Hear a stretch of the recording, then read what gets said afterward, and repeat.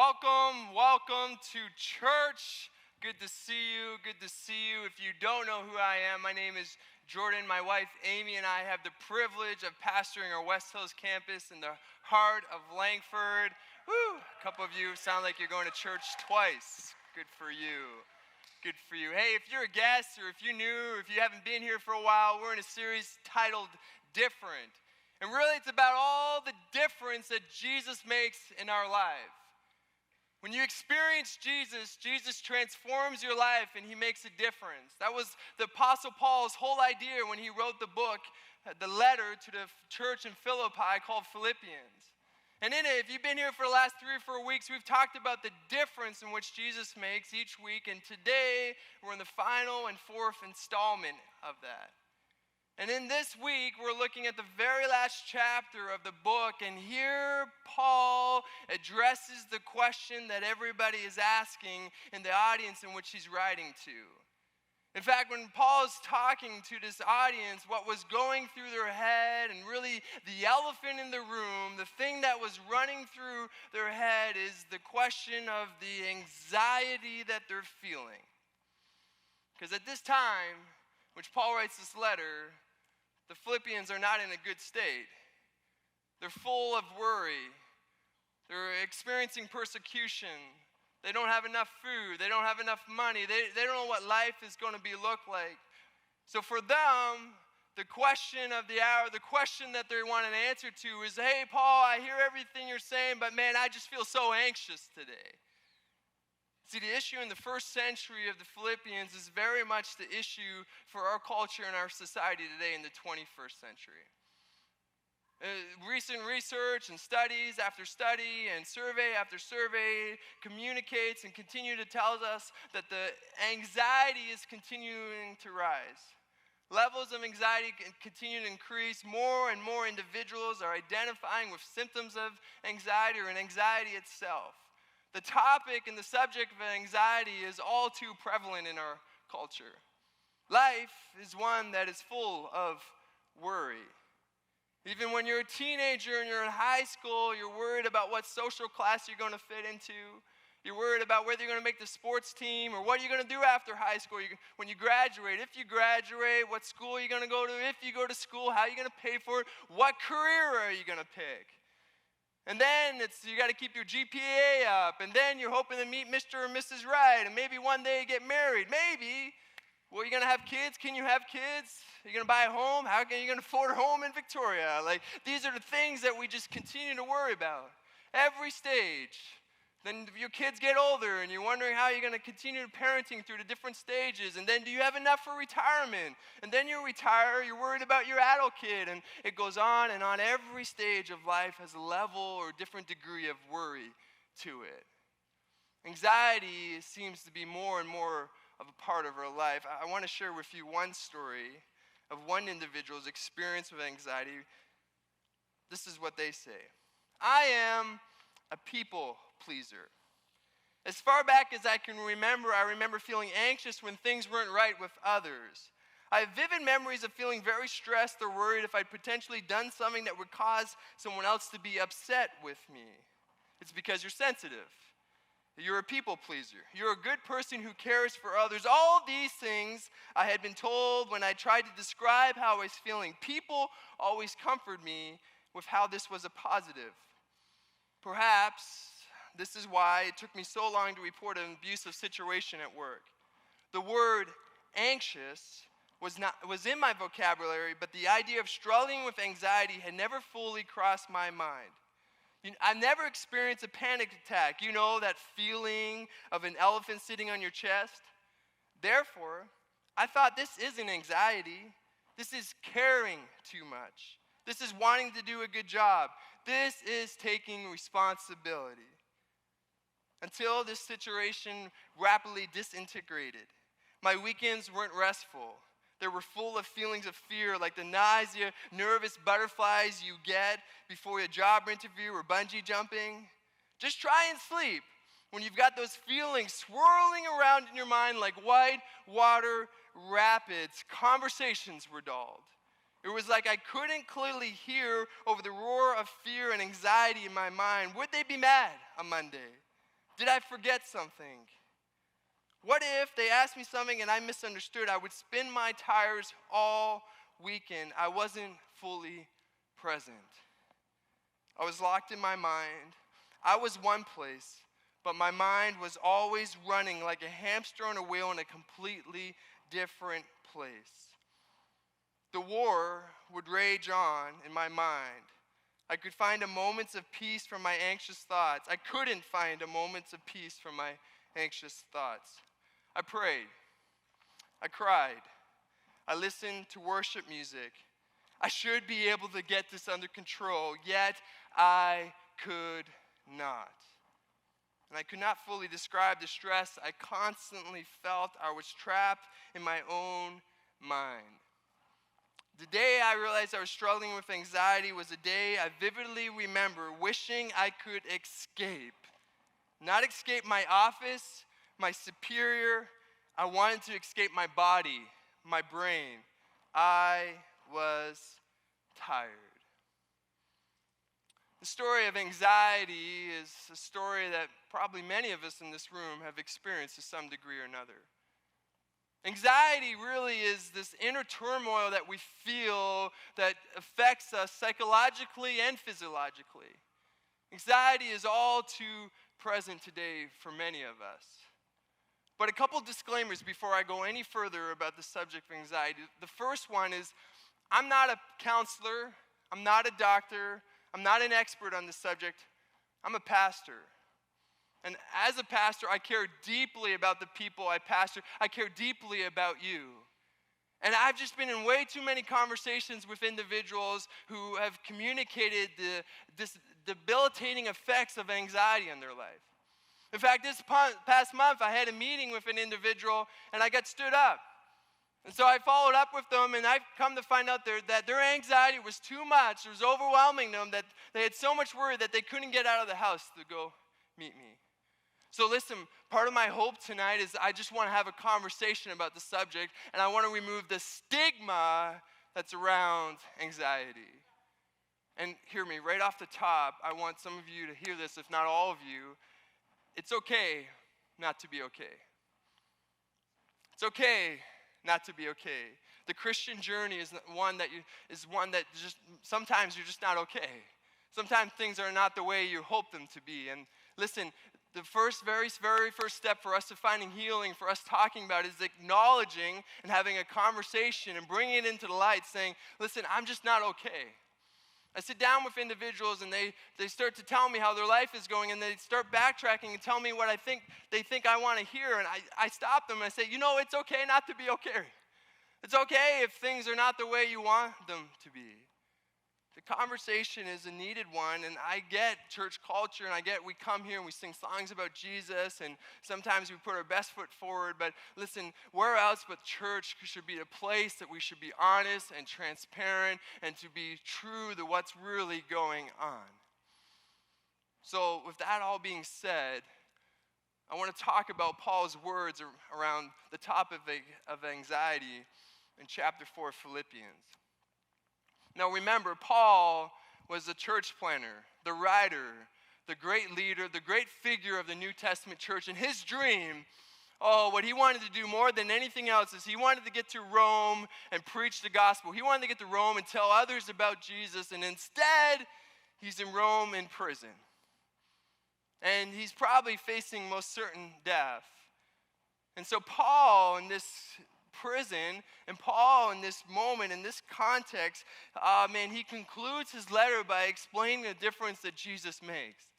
And if you've been here the last 3 weeks, you would have heard themes of this show up over and over again. But Paul seemed to arrive to a conclusion. Paul seemed to have this perspective, this instinct. Paul seemed to have this view on life that is not a common view.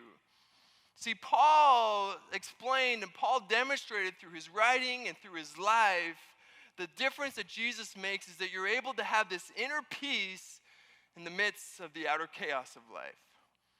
You're able to experience this peace in your life even though, despite the turmoil and the chaos of your life. Paul's life was in chaos when he wrote this letter. But yet he seems to be a person full of peace.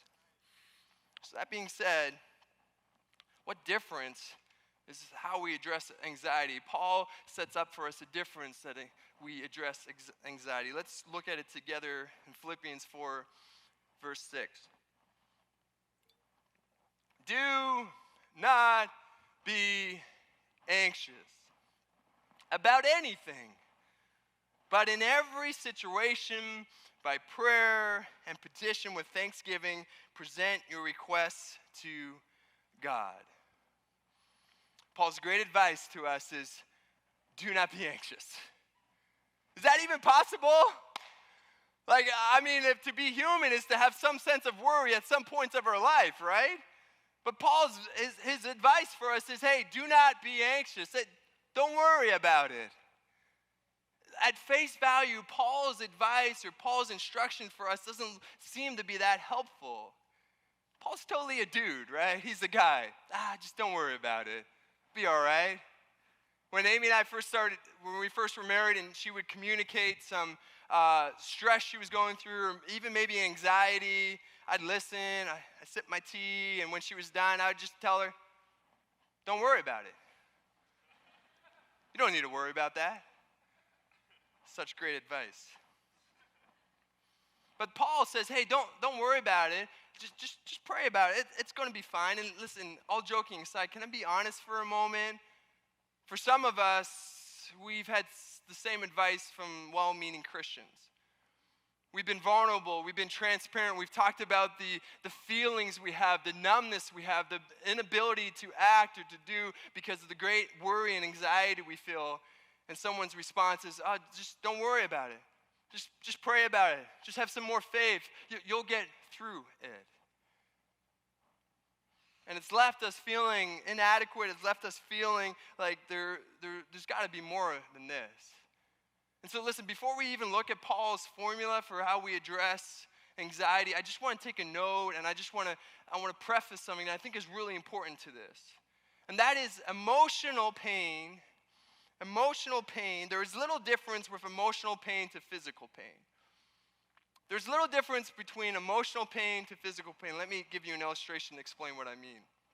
A couple years ago, I was in the middle of renovating my basement suite in my house, and we had a couple friends over who just were visiting, and I had this smart idea that I was going to drill a screw into the foundation of my house with a little IKEA drill. So I'm just giving her, because everyone's looking at me, and I'm like a professional, and I just was going so hard, and then it slipped, and the drill hit my hand, my fingernail, and cut it right in half. And I don't do well with these things, so I went into shock, I think. Luckily, she was a nurse, our friend that was there, but I got dizzy really fast, and I sat down, and oh man, that really, really hurt. But the same week, I was in a conversation, and this individual just attacked me, just said some of the worst things about me, and just really attacked my character, and just they were going through stuff, but they just took it out on me, and I walked out of that meeting feeling so discouraged. And the same week, I split my fingernail open, and I experienced this conversation, but what stuck with me more? Everyone was asking about my finger, but what was more painful for me, what stuck with me, what took me longer to get over was that conversation I had with that individual. I couldn't get up. I didn't want to go to work. I felt discouraged, lost my appetite. I just couldn't get it out of my head. I just kept replaying over and over the conversation.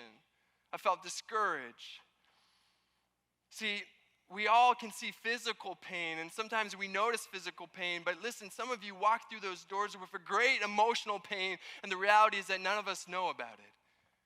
Because emotional pain is often internal, but it's just as much as pain as physical pain. So I say all that because, listen, if tonight you just got really rowdy and singing and you broke your leg, and I came up to you and I said, well, hey, don't worry about it. Just pray about it. You'd be like, brother, that is the worst advice I've ever heard. No, you probably would go see a doctor. You would get x-rays. Hopefully they would give you something for the pain. And hear me tonight. Listen, if emotional pain is what you're feeling, if mentally and if you have great anxiety and worry, there's so many resources available to you. And maybe the best step for you to take tonight is to see a professional or a counselor or go to a doctor or get the help that you need. And listen, it's not a smaller view of God to reach outside of just prayer and just experience. The small view of God to think is that God can only work in this arena, God can only work in prayer or the supernatural, but the bigger view of God is one that God is part of everything, and God can work through doctors and counselors, and that every act is spiritual. Some of the most spiritual moments in my life has been sitting across from a counselor and communicating the deep emotional pain or whatever I'm processing. So it's not to go see a counselor or to go get all the help that you need doesn't make you less of a Christian, doesn't mean that you don't have faith. It means that you prioritize your emotional health. You prioritize your emotional health. Amy and I are consistently going to see our counselor. Independently, together, it's a consistent routine in our life because we want to be emotionally healthy and we want to use every resource available to us. I have a friend who's just been going through a hard time, stressed out, not sleeping, break down into tears all the time, and every time I'm like, you should get help. You should talk to somebody about this. You should process this with a professional. I just don't know if I got time. Not sure if I got money for that. And I'm like, how much is your emotional health worth to you? If you had a broken leg, you wouldn't ask any questions. You'd go get it fixed, and we somehow with our emotions, we just let them slide, and we just say, we'll get to it eventually. Your emotional health is way too important. But that being all said, as a preface, I want to really look at Paul's formula to us because I actually think Paul has a lot of insight. Paul has a great perspective for you and I as followers of Jesus. And Paul really breaks down his formula in two steps for us. The first one, he breaks it down in what we can't control. What we can't control. Do not be anxious about anything, Paul says, but in every situation, by prayer. What do you usually worry about? What do you worry about? For me, and I feel like for most people, I worry about things that I can't control. I worry about what has happened in the past. I worry about what might happen in the future. I worry about maybe what someone else might think about me, or where I'm going to land in a certain point. There's lots of things that I worry about as things that I can't control. And Paul's response for us, Paul's answer for us, and as cliche as it sounds and as simplistic as it looks, Paul says, hey, every time you have a worry, turn that worry into a prayer. In other words, every time you feel an anxious thought come, instead of just letting that cycle begin, which we've all been there, right?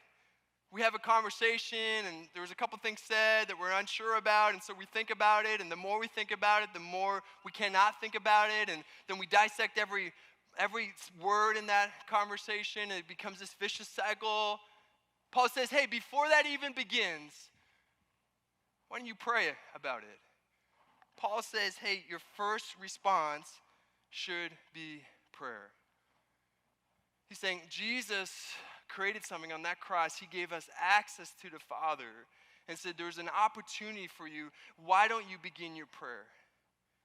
So every time a worry or an anxiety or something comes over you, Paul says, hey, turn that worry into prayer.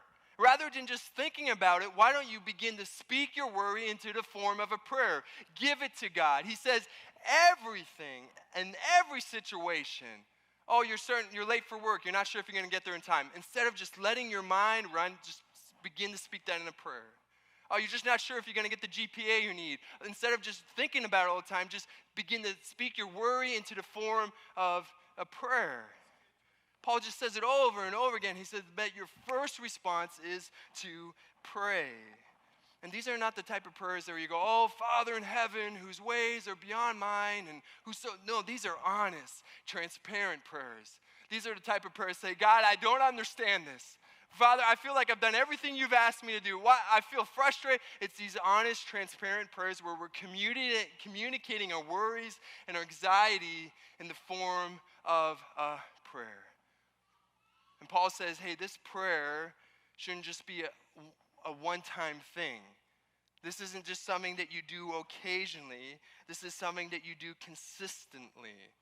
Paul says in every situation, every time a worry drops in your mind, your first response should be, I'm just going to begin to say that worry into a form of a prayer. Paul's saying, listen, don't let the anxiety take root. Don't let the anxiety determine the conversation that's happening in your mind. Begin to allow God to be part of that conversation and speak your worry into a form of a prayer. Why does Paul want us to pray?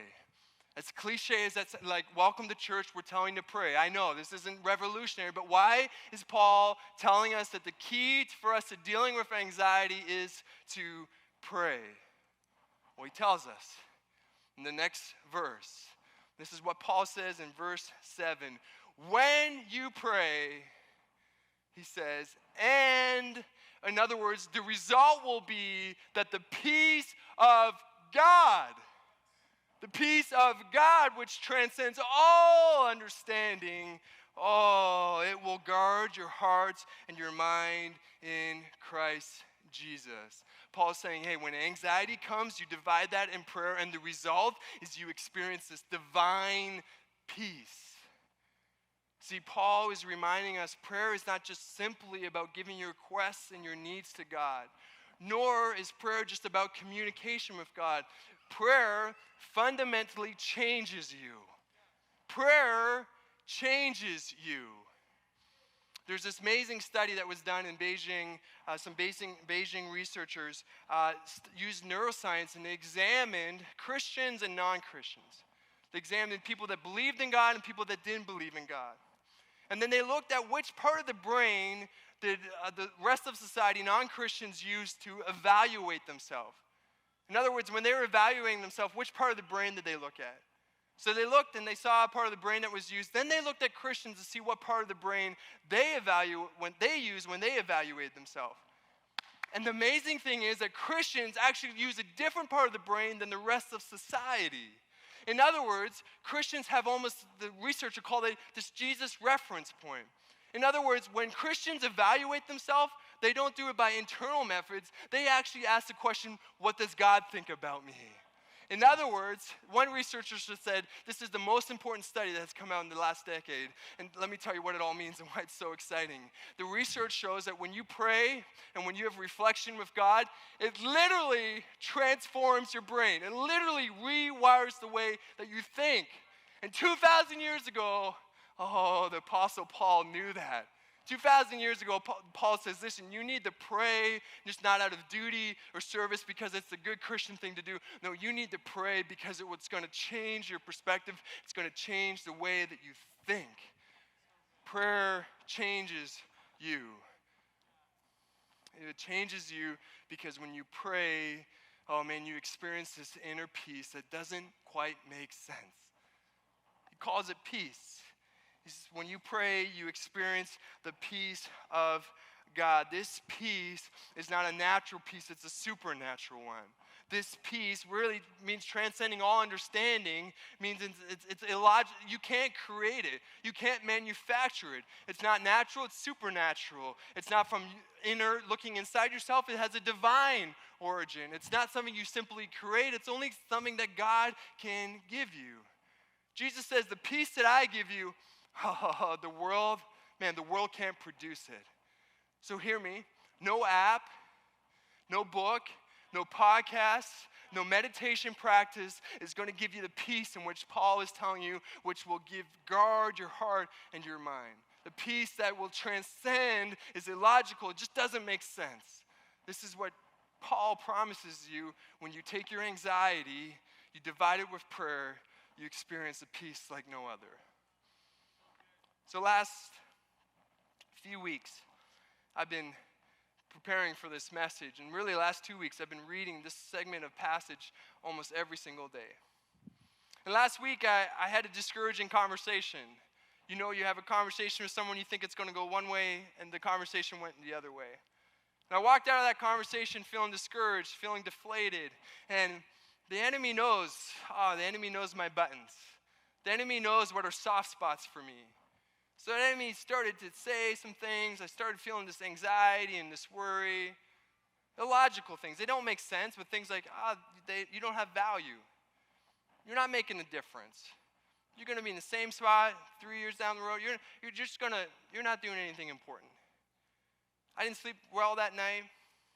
The next day, Amy and I were going up island, and we stopped in Cowichan Bay. We sat at a bench, and we began to read. It was a beautiful day, and I was reading. But when you got anxiety, you got worry going on, it doesn't matter what you're doing, your mind's somewhere else. It's racing. That was the case for me.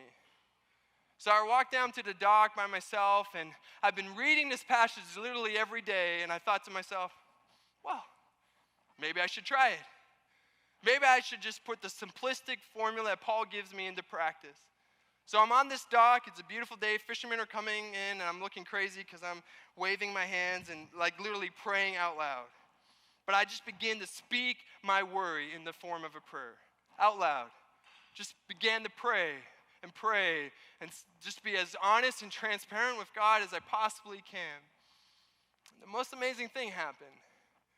I left that dock, but I didn't leave the dock the same. I left my worry on that dock, and I walked away from it. Now hear me, that's not always the case.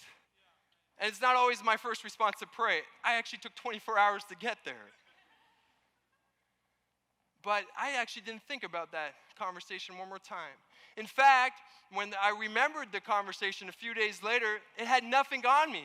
It didn't bring up any sense of worry, anxiety. And that's exactly what Paul says. Hey, the peace of God, it actually guards your heart and your mind. When you invite the Holy Spirit, when you begin to speak your worry and you experience the supernatural peace that only God can produce in your life, it's going to guard your heart. It's going to guard your mind. It's going to stand on defense saying, hey, anxiety, you got nothing on him. He's mine. Hey, worry, you got to step back here. That's what the peace of God produces for you and I. Paul knew something. Paul knew that the most important thing, that our real problems are not circumstantial. Let me say that again. Paul knew that our real problems are not circumstantial ones. Our real problems are inner ones. And Paul said, listen, I can't guarantee you that tomorrow is going to look better. I can't guarantee you that everything in your life is going to be perfect. But Paul says, what I can guarantee you is an inner peace in the midst of the outer chaos of life. Paul guarantees us a peace that we experience through prayer that only God can produce. What we can't control, we need to give it to God in prayer, and we'll experience a peace that we can't experience any other way.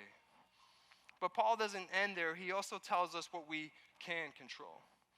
He says, hey, this is what you can control, but with the things you can control, this is what he says in verse 8. Finally, in other words, in closing, brothers and sisters, whatever is true, whatever is noble, whatever is right, whatever is pure, whatever is lovely, whatever is admirable, if in anything is excellent or praiseworthy, think, dwell, focus in about such things. Paul's telling us, hey, what's good, what's lovely, what's admirable, what is excellent and praiseworthy, that's the things you need to focus in on. That's the things you need to dwell on. That's the things that you need to consume.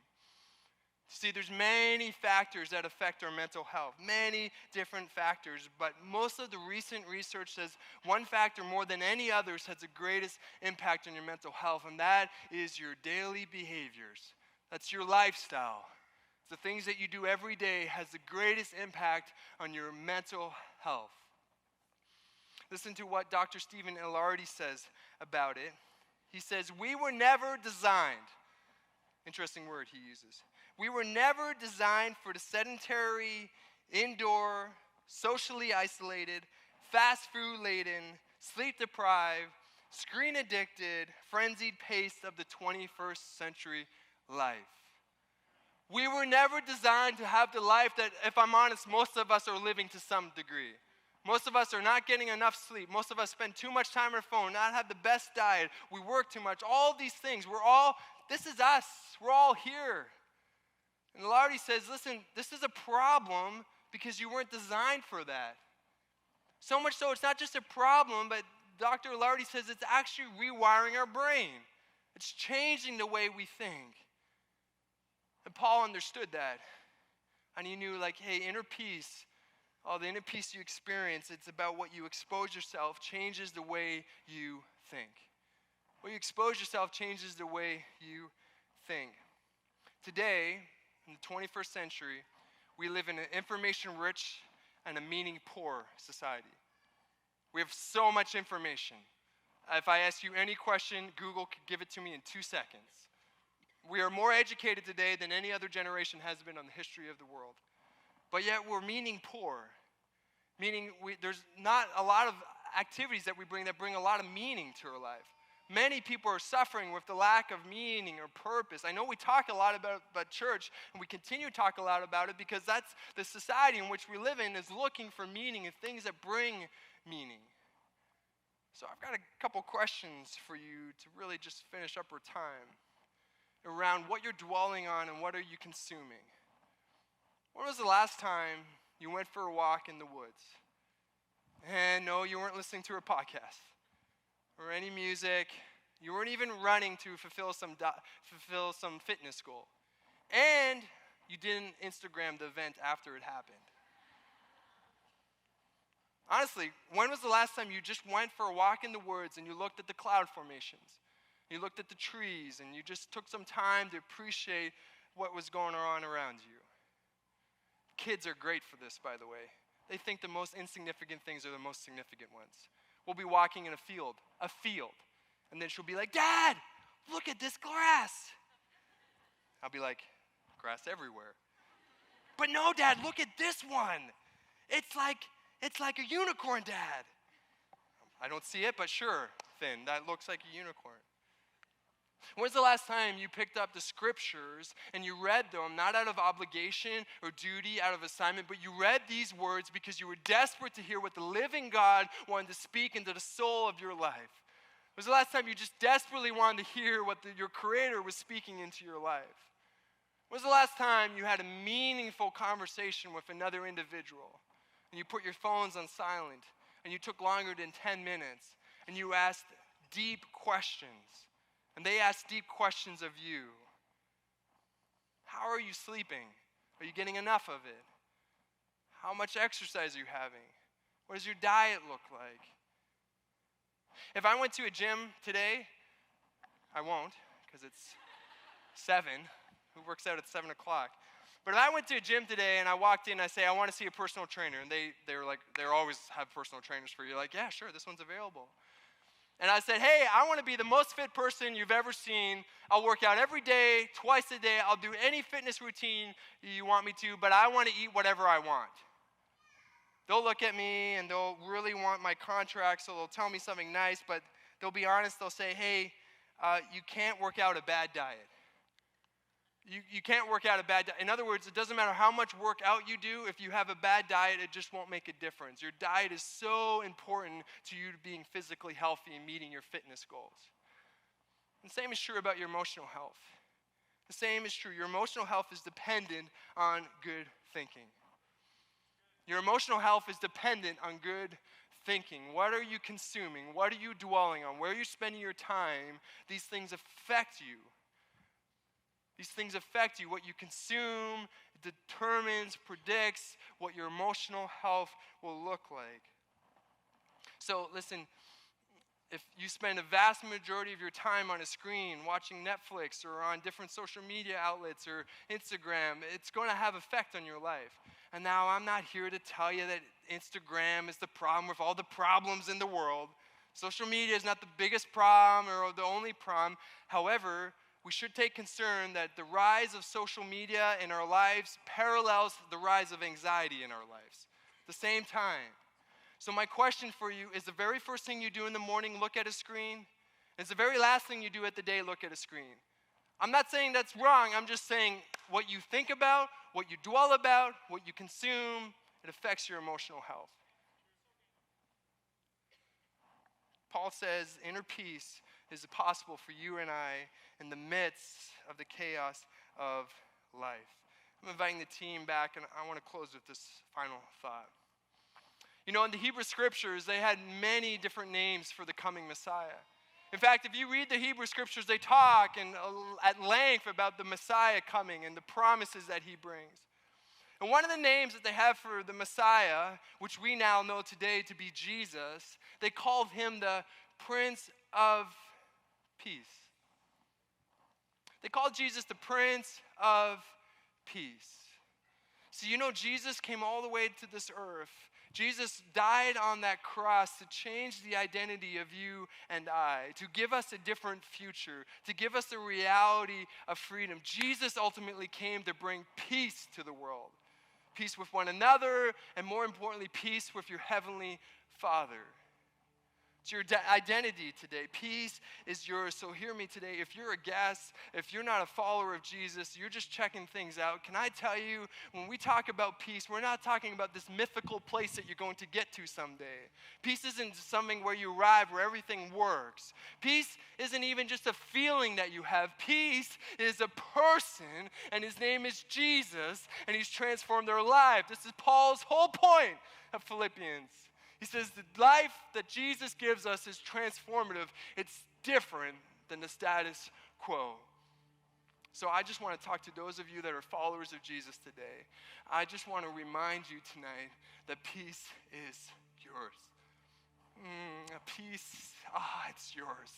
It's available to you right now. In fact, as a follower of Jesus, it's your identity. You do not have to accept the status quo. You don't have to accept this is just the way things are. Jesus says there's a different story for you. See, Jesus didn't come to this world. He didn't die on that cross for you to experience shame or worry or for you to experience turmoil. Jesus came for you to experience hope and freedom and wholeness. Jesus came for you to experience peace. Oh, peace is yours tonight. Oh, if you're a follower of Jesus, peace is yours tonight. It's the identity in which you live. Emotions are like a tide. They come in, and when they come in, it's rushing, they're loud, it's aggressive, and it feels like it will never go away. But emotions are like a tide. They come in, and they go. They come in, and they go. So listen, the peace that is available to you tonight, and listen, it might not happen tonight. You might not feel this great relief from your worry and your anxiety tonight. You might not even feel it this week or this month. But I promise you that the peace in which Paul promises for followers of Jesus is a peace like nothing else. And I can't hope, but I can't help to hope for you that freedom is available to you. That you just don't have to live in this worry and this anxiety anymore. I can't hope but think that the best is yet to come, that tomorrow looks different, that you do not have to accept the bondage that's put on you with this worry because Jesus has called you to a different destiny. Jesus has paid the price for you to experience something else. This doesn't have to be your normal. This doesn't have to be your normal. There's an inner peace that's available to you tonight, and it can come as simply as beginning to speak your worry in the form of a prayer. Even right now in the chaos of life, Jesus offers us a difference, and that difference is inner peace. Could you stand with me tonight? I just want to pray over you, but listen, we got a few minutes left, and before you go, what better application, but what a way for us to practically put into practice that model, the formula which Paul has for us. So we're going to sing one more song, but I invite you in this moment, don't just think about what you're going to eat tonight. Don't just think about when you're going to finish that paper, but take a couple moments and begin to speak your worry in the form of a prayer. Begin to ask God, the God of peace, to overwhelm you. Begin to ask the Holy Spirit to come and transform you, because I believe God's got a new story for you tonight. I believe God can meet you right now in this moment. Oh man, I believe the peace of God can come over every single one of us. So Father, we pray for your peace tonight. God, I pray over every individual, may we experience the peace of God in a new, fresh way. God, I just pray against worry. I pray against anxiety. I pray against fear. I pray against whatever is holding people back tonight. Oh, God, I just believe that this is not the future for your children. I believe this is not the calling you have in their life. I believe that hope is available. And so, God, I just pray that people would get help. They would begin to have conversations about it. But even right now, in this moment, Father, may we begin to give words to our worry. May we turn our worry into a prayer. May we give you everything, God. May we uplift our worry and our fears and our anxiety, and may we trust in you tonight, Jesus. God, you want to do something. God, you want to change our life. You want to change our perspective. So we just ask for the peace of God to flow. May the peace of God to be so rich in this place. Come on, church.